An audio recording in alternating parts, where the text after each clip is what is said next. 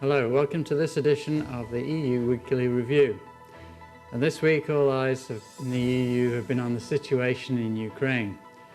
Initially, as the tension appeared to be coming to a head, especially when Russian President Vladimir Putin announced on Tuesday that Russia was recognizing the independence of two regions of eastern Ukraine. Then on Thursday, Russian troops began a full-scale invasion of the country.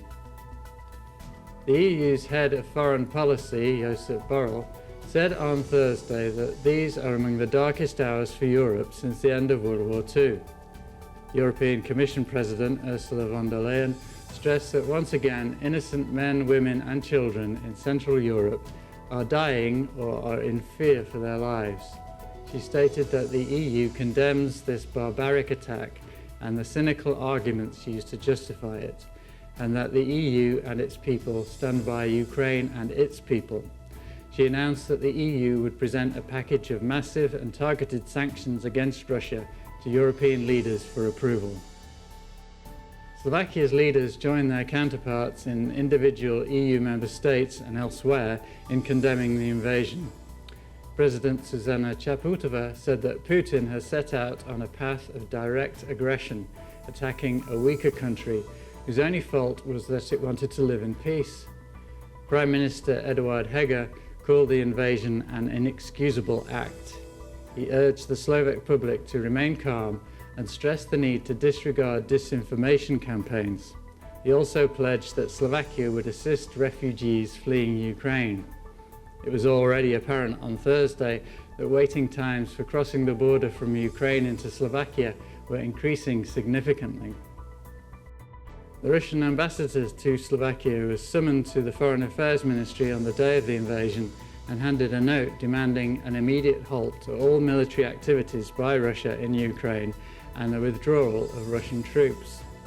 The ministry also stressed that Russia will face serious consequences and costs for its gross use of force.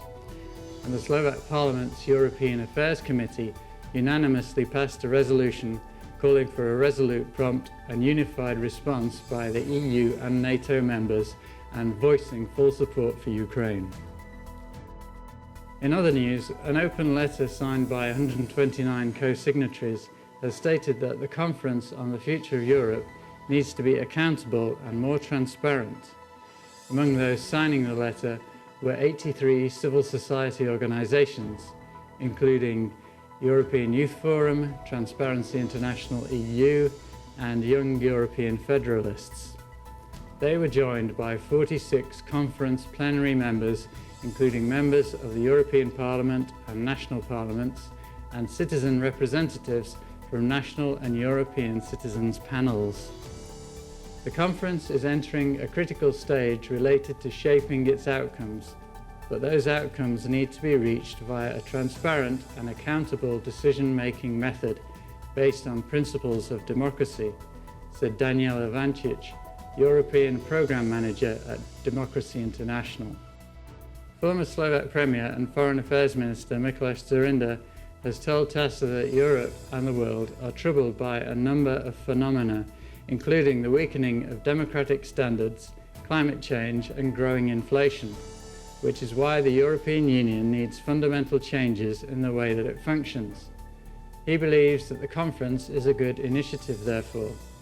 Speaking before the invasion of Ukraine, he stated that the tension caused by Russia's aggression and military pressure on Ukraine, significant changes in the global geopolitical arena, and in particular China's behaviour, call for a stronger response from the international democratic community, including Europe, not only in the diplomatic field, but also in terms of security and defence. And that's all for this week. Thanks for watching. See you next week.